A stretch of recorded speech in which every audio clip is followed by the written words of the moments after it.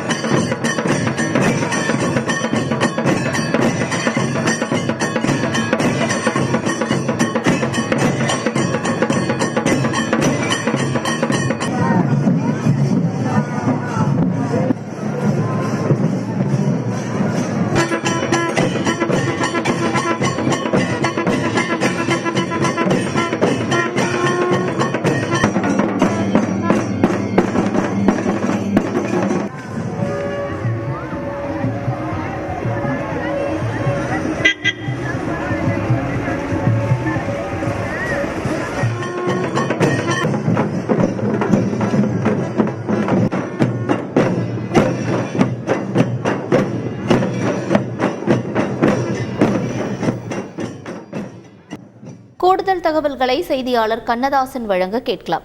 கண்ணதாசன் வணக்கம். பக்தர்கள் நிரம்பி வழியக்கூடிய காட்சிகளை நம்ம பார்க்கிறோம்.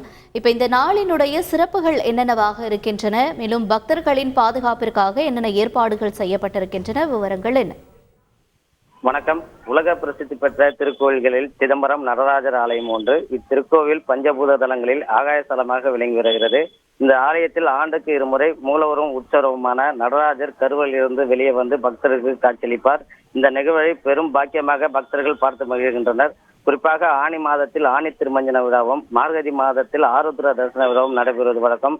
குறிப்பாக மார்கழி மாதத்தில் ஆருத்ரா தரிசன விழா நடராஜர் நட்சத்திரமான திருவாதிரை நட்சத்திரத்தில் நடைபெறுவது மிகவும் சிறப்பு வாய்ந்ததாக பார்க்கப்படுகிறது. அதனைத் தொடர்ந்து இந்த மாத ஆருத்ரா தரிசன விழா கடந்த 18ஆம் தேதி கொடையேற்றம் துவங்கி கடந்த 8 நாட்களாக பல்வேறு வாகனங்களில் பஞ்சமூர்த்தி வீதி விழா நடைபெற்ற நிலையில 9வது நாளான இன்று முக்கிய விழாவாக தேரோட்டம் மிக விமர்சையாக நடைபெற்று வருகிறது. குறிப்பாக முதல் தேரில் விநாயகரும், 2வது தேரில் முருகப்பெருமானும், 3வது தேரில் நடராஜ பெருமானும், 4வது தேரில் சிவகாம சுந்தரி தாயாரும், 5வது தேரில் சண்டிகேஸ்வரரும் வந்து கொண்டிருக்கிறது. அந்த காட்சிகளை நம்மால் பார்க்க முடியாதா? குறிப்பாக 5 சுவாமிகளும் ஜோடிக்கப்பட்ட தனித்தனி தேர்களில் வீதி உலா என்பது தற்போது நடைபெற்று வருகிறது.